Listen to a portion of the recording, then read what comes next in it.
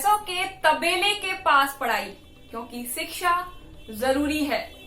Corona संक्रमण के चलते सभी स्कूल बंद हैं। पढ़ाई प्रभावित ना हो, इसलिए सरकार ने हमारा घर हमारा विद्यालय अभियान शुरू किया है। अभियान को सफल बनाने के लिए शिक्षक बच्चों को उनके घर जाकर पढ़ा रहे हैं। शुक्रवार को प्राथमिक विद्यालय बारेकापुरा के शिक्षक बारेलाल गुर्जर भी एक ऐसे स्थान पर 5 बच्चों को पढ़ाने के लिए पहुंचे जहां भैंसों का तबेला। शिक्षक दिवस के दिन ऐसे शिक्षकों को नमन जो इस हाल में भी बच्चों को पढ़ाने उनके घर तक पहुंच रहे हैं।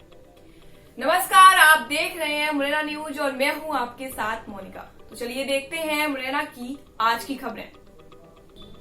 नगर निगम ने नहीं सुनी तो परेशान लोगों ने शुरू किया कीचड़ हटाओ अभियान।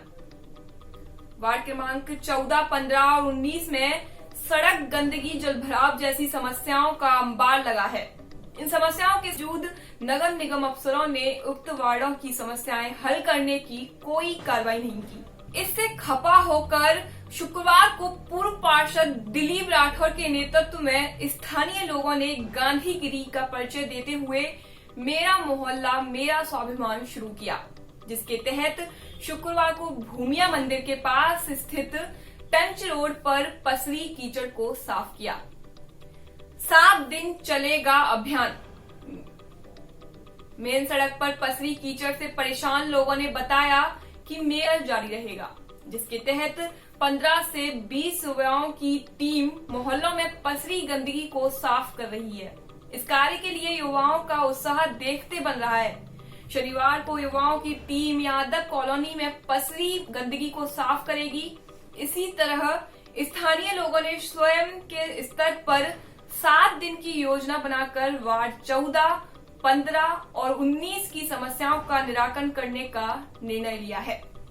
सफाई अभियान चलाने वालों में सीताराम राठौर, गौरव राठौर, केशन नथुआ, रामजी लाल, गुलाब सिंह, रामवीर, मुन्नालाल और भी कई लोग शामिल रहे।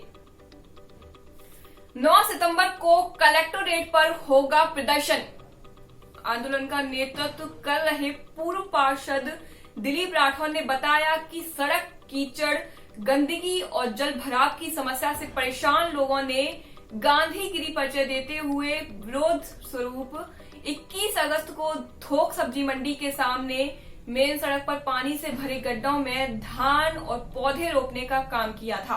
तब पूर्व विधायक रघुराज कंषाना ने प्रदर्शनकारियों के बीच पहुंचकर नगर निगम आयुक्त को सड़क बनने से पूर्व गिट्टी और बोल्डर डालने के निर्देश दिए, लेकिन आयुक्त ने पूर्व विधायक के निर्देश हवा में उड़ा दिए। इससे खपा होकर स्थानीय लोगों ने 31 अगस्त को नगर निगम कार्यालय का घेराव किया, लेकिन कि वार्ड की समस्याओं को लेकर 9 सितंबर को कलेक्टोरेट पर प्रदर्शन कर कलेक्टर अनुराग वर्मा को ज्ञापन सौंपेंगे। सरकारी विभागों में जल्द से जल्द निकाली जाए भर्ती।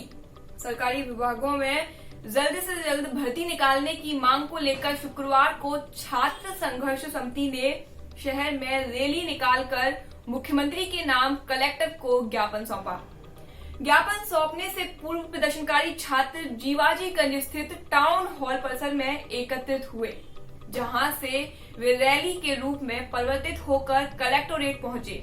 कलेक्टर को ज्ञापन सौंपने के बाद आंदोलन का नेतृत्व कर रहे विष्णु सिंह ने बताया कि कई साल से मध्य प्रदेश में किसी भी विभाग में भर्ती नहीं निकाली है, जिससे बेरोजगारों की फौज बढ़ रही है और उनके सामने भूखे मरने की नौबत है। लॉकडाउन के कारण कई छात्र ओवर एज हो गए हैं। ऐसे छात्रों की आयु सीमा में वृद्धि की जाए।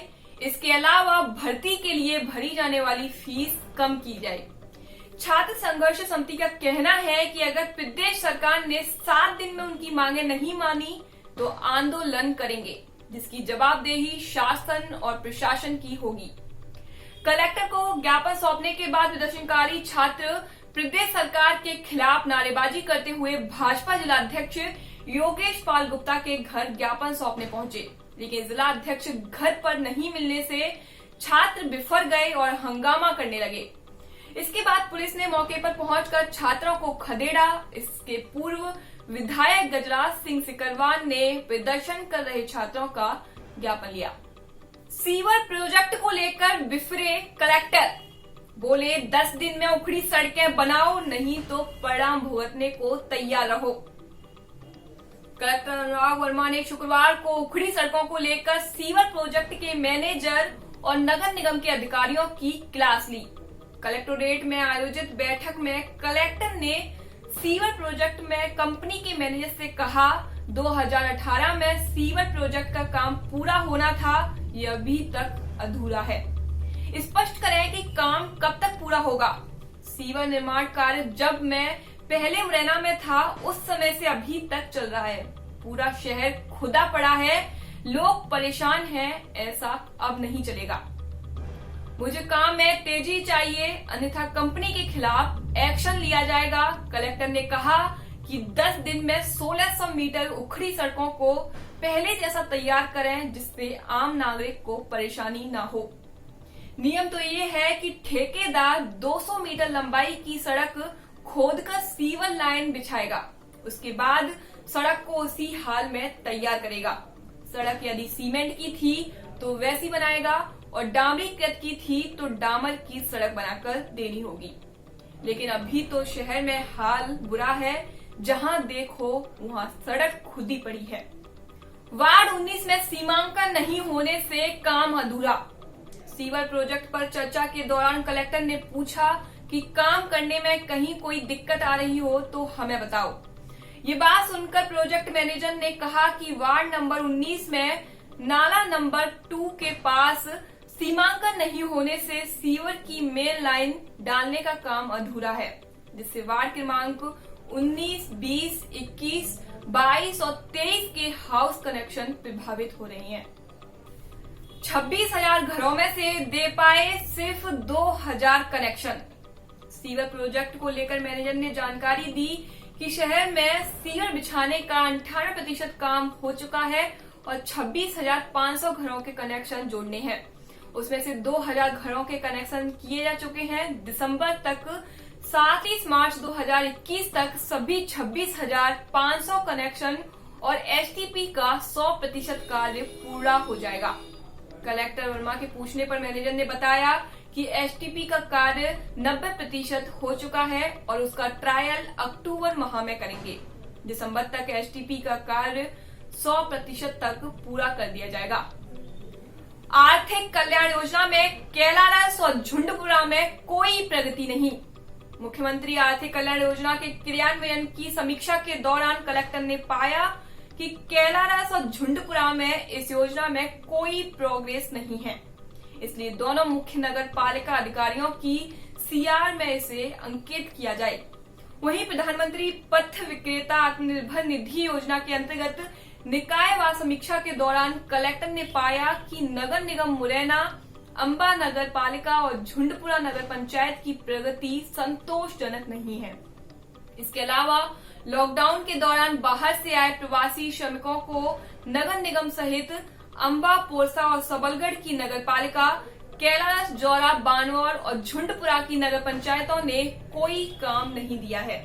इस पर कलेक्टर ने नाराजगी व्यक्त की और कहा कि जिले की समस्त नगरीय निकायों में 3,236 प्रवासी मजदूर पोर्टल पर दर्ज थे, जिनकी स्किल मैपिंग की जानकारी 3,143 है।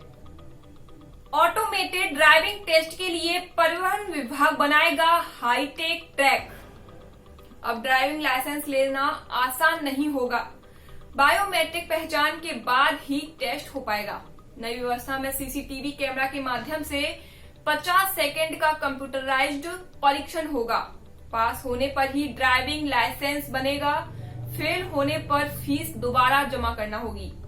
ऐसा इसलिए क्योंकि परिवहन विभाग जिला मुख्यालय पर ऑटोमेटेड ड्राइविंग टेस्ट सेंटर शुरू करने जा रहा है। आरटीओ ने हाईटेक ट्रैक बनाने के लिए कलेक्टर से जमीन मांगी है। ऑटोमेटेड ड्राइविंग टेस्ट सेंटरों को परिवहन विभाग पब्लिक प्राइवेट पार्टनरशिप मॉडल पर तैयार करा रहा है। परिवहन विभाग के मुरैना स्थित कार्यालय में भारी वाहनों के ड्राइविंग टेस्ट के लिए समुचित जगह उपलब्ध न होने के कारण क्षेत्रीय परिवहन अधिकारी अर्चना परिवहन ने कलेक्टर को पत्र लिखकर हाईटेक ट्रैक तैयार करने के लिए सरकारी जगह उपलब्ध कराने की पेशकश की है। कारण है कि नए आरटीओ ऑफिस में यदि भारी वाहन प्रवेश करेंगे तो वहां खतरा है, इसलिए परिवहन विभाग हाईटेक ट्रैक का निर्माण किसी अन्य स्थान पर कराना चाहता है। ड्राइविंग टेस्ट कंप्यूटराइज्ड होगा। ट्रैक के चारों तरफ सीसीटीवी कैमरे लगेंगे, जिनके माध्यम से 50 सेकंड के टेस्ट की मॉनिटरिंग कैमरे के माध्यम से की जाएगी।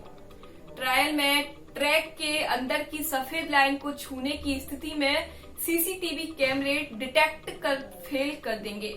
इस हाल में दोबारा टेस्ट देने के लिए फिर से फीस जमा कराना होगी। अभी आसानी से बन जाते हैं लाइसेंस। क्षेत्रीय परिवहन कार्यालय में अभी ड्राइविंग लाइसेंस बनाने की व्यवस्थाएं बहुत अच्छी नहीं है, इसलिए दलालों के माध्यम से ड्राइविंग लाइसेंस अभी आसानी से बन रही हैं। हालांकि ड्राइविंग टेस्ट के लिए नियम प्रक्रिया का पालन करना अभी भी अनिवार्य है, लेकिन उसका पालन कम ही हो रहा है, क्योंकि अधिकांश आवेदक टेस्ट को पास नहीं कर पाते। इसलिए दलाल को टेस्ट में पास होने की स्पेशल फीस देकर लोग अपना ड्राइविंग लाइसेंस प्राप्त कर लेते हैं। नई व्यवस्था कठिन होगी, क्योंकि उसमें 50 सेकंड के ऑटोमेटेड ड्राइविंग टेस्ट की मॉनिटरिंग रिपोर्ट के आधार पर ही डीएल जारी होगा। जानिए किस तरह होगा आवेदक का टेस्ट।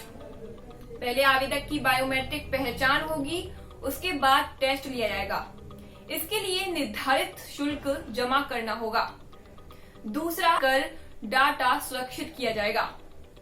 तीसरा, ड्राइविंग के मानकों को पास करना अनिवार्य होगा। इसके लिए ऑनलाइन अपॉइंटमेंट और एप्लीकेशन स्टेटस की जानकारी मिलेगी। आज के लिए बस इतना ही। नमस्कार।